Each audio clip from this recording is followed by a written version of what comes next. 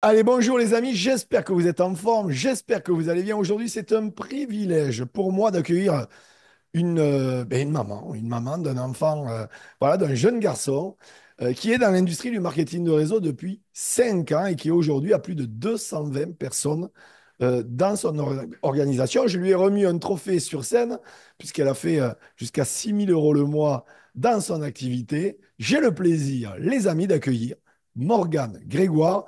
Bonjour Morgane, tout d'abord, comment vas-tu et merci d'avoir accepté mon invitation. Bonjour Michel, j'espère que tu vas bien. Écoute, ici tout va bien. C'est vraiment un honneur pour moi de pouvoir bien faire cette interview. Je m'y attendais absolument pas et pour le coup, Spartacus m'a permis de te connaître et m'a permis vraiment de pouvoir me redécouvrir et grâce à toi, je te remercie de pouvoir m'interviewer aujourd'hui. Ben écoute, tu le mérites amplement. Surtout, je t'ai remis un trophée sur scène devant toute l'industrie francophone du marketing de réseau. Donc, bravo à toi. Je suis convaincu que le prochain sera encore plus grand, sera encore plus gros. Alors, sans plus attendre, est-ce que tu peux nous raconter ton histoire, en fait? Comment tu as rencontré le marketing de réseau? Et d'où tu viens, bien sûr. Alors, pour ça, du coup, il faut remonter il y a quelques années en arrière. Pour vous raconter un petit peu mon histoire, il faut savoir que je suis de base une personne extrêmement timide, due à un parcours chaotique dans mon enfance. J'ai été abandonnée par mes parents et très vite, en fait, j'ai été dans l'incompréhension et j'ai dû vraiment me débrouiller. Toute seule. À partir de mes 15 ans, j'ai été hospitalisée parce que du coup, j'ai enchaîné des scarifications, parce que j'ai vécu de l'harcèlement scolaire, j'ai vécu le viol de la part de mon géniteur et ça m'a totalement détruite en tant que femme. Et du coup, j'arrivais plus vraiment à me projeter. Donc, ça a été un parcours assez compliqué. Et à mes 18 ans, j'ai décidé de prendre mes clics et mes claques et de partir du foyer pour pouvoir tout simplement vivre ma vie comme je l'entendais. Donc, je suis vraiment partie de rien et lorsqu'on m'a parlé de ce métier-là, donc du coup en 2019, c'est vrai que j'étais totalement dans l'incompréhension et d'un autre côté, j'étais très curieuse de pouvoir savoir où est-ce que ça pouvait m'emmener. Et j'ai décidé de pouvoir signer. C'est vrai que pour moi, c'était totalement l'inconnu parce que je travaillais dans le milieu médical, c'était pas du tout ma filière, mais j'ai compris qu'il y avait de la richesse humaine dans cette industrie. Donc, je me suis dit qu'il ne tente rien à rien, pourquoi pas, on verra où est-ce que ça me mène, où est-ce que ça me projette. Et finalement, aujourd'hui, ça a été vraiment une renaissance de mon point de vue. À partir du moment où je suis devenue maman, ça a été l'électrochoc sur le point de vue où je ne me voyais pas du tout laisser mon enfant à une tierce personne étant été abandonnée par mes propres parents. Et à partir de là, j'ai pris conscience que j'avais vraiment le pouvoir de pouvoir inspirer, de pouvoir impacter la vie des autres grâce à mon histoire, grâce à mon parcours, grâce à mon expérience. Et ça a été vraiment la redécouverte en tant que femme et la redécouverte en tant que maman pour pouvoir apprendre sur moi-même, pour pouvoir me challenger et pour pouvoir devenir une meilleure version de moi-même. Ben écoute, bravo à toi. Et c'est sûr que d'avoir un enfant, il y en a qui se cachent derrière le fait d'avoir des enfants comme d'une excuse. Et toi, tu t'en sers comme de ta motivation, puisque je le dis toujours, l'amour pour son enfant est la force la plus puissante de l'univers. Et tu es l'exemple même que une mère peut s'occuper de ses enfants, de son enfant et avoir du succès dans son activité. Donc, bravo à toi, les amis et mesdames. Prenez exemple. Ça, c'est vraiment important au lieu de vous trouver des excuses pour certaines. Morgane, j'aimerais vraiment que tu nous expliques un petit peu, parce que un passif très lourd, très dur, très difficile, et malgré ce passif, eh bien, la femme entrepreneuse est là, elle ne se trouve pas d'excuses, au contraire, elle sort de sa zone de confort. Donc, est-ce que tu peux nous dire, s'il te plaît, un petit peu, euh, c'est quoi ton état d'esprit aujourd'hui? C'est quoi ta routine de travail un petit peu? Alors, mon état d'esprit, c'est beaucoup, beaucoup travailler avec le développement personnel et l'apprentissage aussi, bien sûr, toutes les étapes de ma vie que j'ai pu avoir, que j'ai pu subir. Je dirais que dans la vie, on a vraiment deux choix. on a le choix de pouvoir en faire un échec et on a le choix de pouvoir en faire une revanche et vraiment une réussite. Ce que j'ai compris en fait au fur et à mesure du temps, c'est que le succès commence à partir du moment où on choisit de se relever. Et c'est vraiment là que j'ai compris que le développement personnel pouvait me permettre bien, de pouvoir me redécouvrir. Donc, j'ai écouté différents audios, j'ai appris à me pardonner. Et en fait, ma réelle thérapie aujourd'hui, ça a été de pouvoir aider les autres pour pouvoir m'aider moi-même.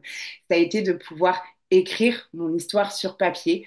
Ça a été de pouvoir aussi, bien, entre guillemets, un petit peu enlever toutes ces choses négatives que j'ai pu avoir, c'est-à-dire que je me suis fait une lettre à moi-même et j'ai brûlé cette lettre en me disant, OK, maintenant, bien, tu avances avec tes cicatrices, avec tes blessures, parce que c'est ça qui a fait qu'aujourd'hui, tu es cette femme, tu es cette maman, et tu peux vraiment te construire avec. Donc, mon état d'esprit a été vraiment sur la croyance que j'avais les possibilités de pouvoir justement m'autoriser en fait à briller, m'autoriser à aller de l'avant, m'autoriser à être heureuse, peu importe les obstacles que j'ai pu rencontrer dans ma vie.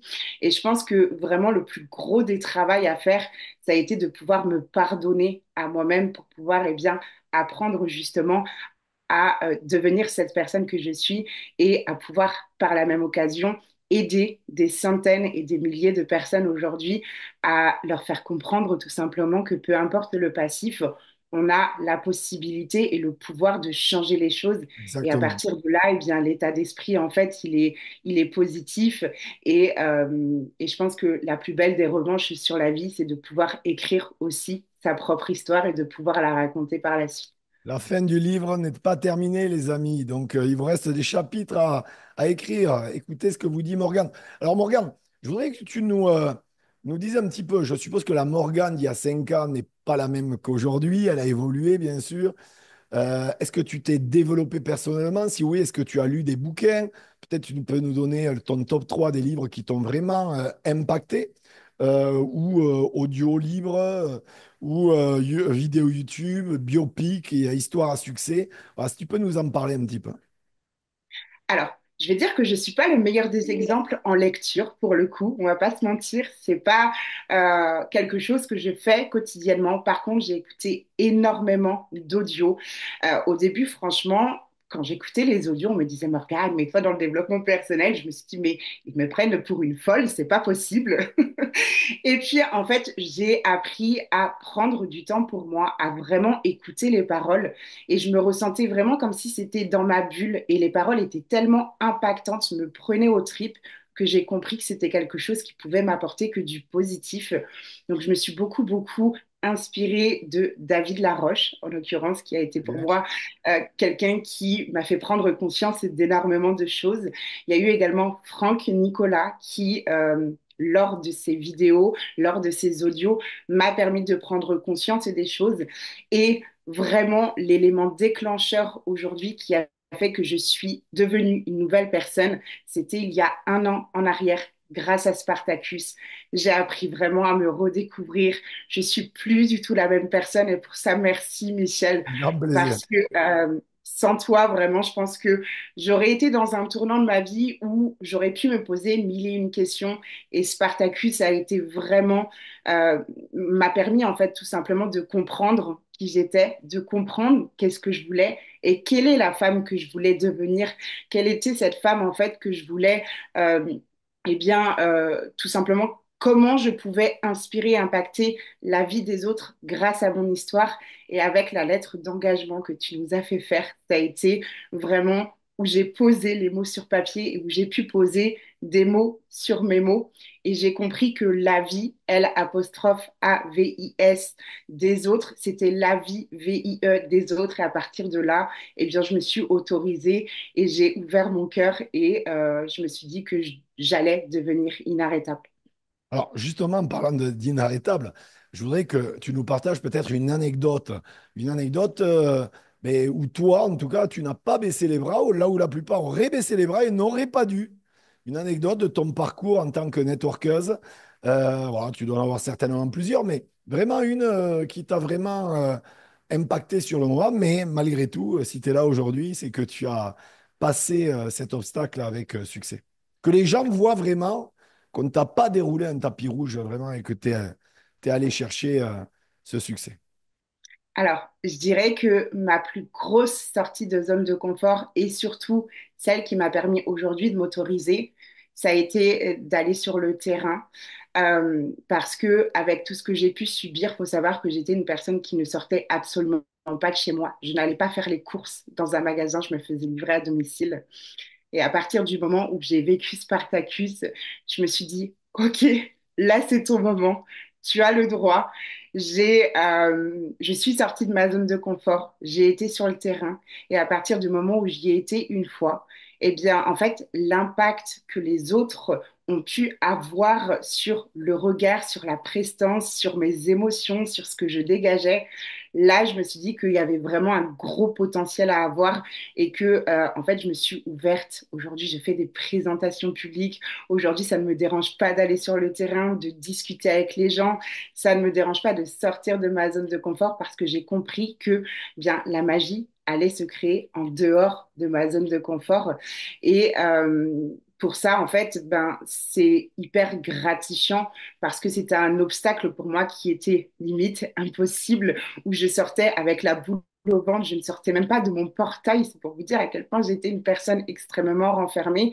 Et à partir du moment où j'ai compris que j'avais vraiment ce pouvoir de me dire, OK, force-toi et tu verras ce que ça donne, eh bien, aujourd'hui, j'ai plus aucune barrière et je sors sereine. D'ailleurs, on me dit souvent que je suis très souriante, C'est alors vrai. que C'est il y vrai, je a quelques confirme. années en arrière. Ça, c'est ton arme de séduction massive, j'ai envie de dire, pour le business, parce que les gens souriants, mais on a envie de renvoyer un sourire, on a envie de les écouter, on a envie d'être passé du temps avec eux. Et ça, je pense que c'est la cerise sur le gâteau. C'est ça. Merci Michel. Donc je pense que c'est vraiment voilà, c'est vraiment un des plus gros obstacles aujourd'hui que j'ai pu surmonter. Et, et encore une fois, bah, je pense que merci Spartacus parce que j'ai Et pu ce n'est vraiment. que le début. Ce n'est que le début, je tiens à préciser. J'en suis convaincu. La prochaine fois, il y aura 5 chiffres sur le trophée. Dis-moi, Morgane, euh, je voudrais que tu nous partages un peu, parce que 5 ans dans l'industrie, c'est quand même un certain temps. Tu as de l'expérience. Tu as vu l'industrie évoluer, parce que tu as connu juste avant, à mon avis, le Covid, pendant et après. Donc, est-ce que tu pourrais nous partager un petit peu ta vision de l'industrie du marketing de réseau? Et puis, tu sais que ça me tient à cœur ta vision mais de notre industrie pour les femmes, pour la place de la femme dans l'industrie du marketing de réseau. Alors, je dirais que l'industrie du marketing de réseau aujourd'hui est encore trop peu reconnue et c'est bien dommage parce que au-delà du côté financier, ça apporte tellement sur la confiance en soi, sur l'apprentissage, sur la gestion de ses émotions, sur tout ce qu'on a à pouvoir eh bien découvrir finalement en tant que personne, en tant qu'être humain, parce que dans le milieu traditionnel, on n'a pas forcément non plus autant de reconnaissance que ce qu'on peut avoir avec cette industrie. La vision du marketing de réseau, pour moi, c'est quelque chose de très large, autant professionnellement parlant que financièrement, mais surtout aussi personnellement pour le coup. Parce qu'on apprend de chaque histoire, on apprend de chaque personne, on se reconnaît parfois dans certaines cicatrices, certaines blessures, et c'est ça qui fait notre force. Et aujourd'hui, je dirais que la vision du marketing de réseau, c'est vraiment un métier sur lequel on peut eh bien, prendre passion, en fait. On Mm. peut apprendre vraiment énormément de choses, même au bout de 5 ans d'expérience, j'en apprends tous les jours et c'est hyper passionnant. Mais c'est vrai que la vision du marketing de réseau, pour moi, elle va jamais, en fait, s'arrêter parce qu'on apprend vraiment, bien voilà, des personnes qui peuvent être des mentors dans cette activité, des personnes qui ont eu de la réussite et c'est comme ça personnellement aussi que je me suis autorisée en fait à vouloir devenir comme eux parce que je les ai pris comme exemple.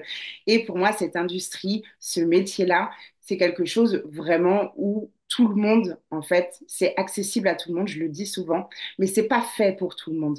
Pour la simple et bonne raison que il y a des personnes qui vont se dire, OK, on commence un métier, je ne sais pas où est-ce que ça va me mener, mais par contre, voilà, il n'y a pas énormément d'investissement, donc il y a des gens qui se donnent pas forcément les moyens. Par contre, il y a l'autre cas de situation où vraiment, on va prendre ce métier-là comme un tremplin dans notre vie et où on va pouvoir justement évoluer, avoir la vision, vouloir aider l'autre, vouloir inspirer certaines personnes, vouloir les impacter.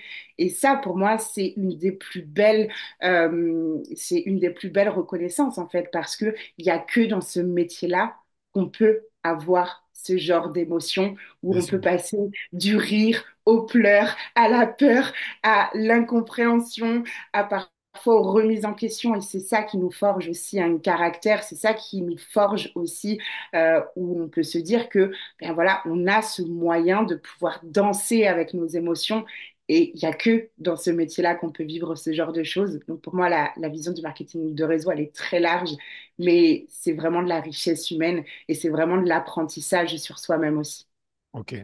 Euh, alors, justement, je voudrais terminer par la question que je pose à tous mes invités que je reçois. C'est les trois conseils que tu aimerais nous partager aujourd'hui, vraiment partager aux gens qui se lancent dans le marketing de réseau. Alors, je dis toujours ça, mais trois conseils, on pourrait en donner des milliers des conseils. On pourrait y passer une semaine. Là, vraiment, trois conseils pertinents qui, toi, avec ton expérience de 5 ans maintenant, te paraissent le plus pertinent pour la personne qui va écouter cette entrevue et qui vient de se lancer dans le marketing de réseau et qui souhaite vraiment réussir. Ok. Alors, le premier conseil que je peux te donner, c'est choisis le bon mentor qui va pouvoir t'épauler de A à Z. L'accompagnement, pour moi, c'est quelque chose de très important. Ça fait partie des valeurs et de l'éthique de ce métier-là. Donc, vraiment, sois coachable et choisis la bonne personne. Le deuxième conseil que je peux te donner, c'est de ne pas procrastiner. J'ai été cette personne qui a procrastiné pendant plusieurs mois, plusieurs semaines et même pendant plusieurs années. Et à partir du moment où tu procrastines, c'est repousser au lendemain tes rêves, c'est repousser au lendemain tes objectifs. Et quand tu vas avoir ce déclic de ne pas repousser au lendemain, eh bien c'est là où tu vas vraiment prendre en considération que ce métier-là va te permettre de pouvoir atteindre tes plus gros objectifs, même ceux qui te paraissent impossibles. Et le troisième conseil que je peux te donner, c'est si tu as cru au Père Noël pendant plusieurs années, tu peux bien croire en toi pour prendre une décision qui peut littéralement changer ta vie. Et tu n'es pas le Père Noël, donc tu peux réaliser et changer clairement ta vie. Merci beaucoup, Morgane. Je vais mettre en description les réseaux sociaux de Morgane. N'hésitez pas à la contacter. Elle se fera un plaisir de vous répondre. Les amis, likez cette vidéo. Vraiment, partagez la valeur ajoutée que vous a offert gratuitement, je tiens à préciser, Morgane. Et puis, j'ai envie de dire, commentez la vidéo. Vraiment, hein, on se fera un plaisir vraiment de vous y répondre. Et puis, les amis, je vous le dis aussi, abonnez-vous à ma chaîne et vous serez bénis sur 10 générations. Morgane, merci beaucoup pour tout le contenu que tu nous as partagé. Merci à toi, Michel. C'était vraiment un honneur pour moi de faire cette interview avec toi. À très bientôt, les amis. Bye bye. À très bientôt.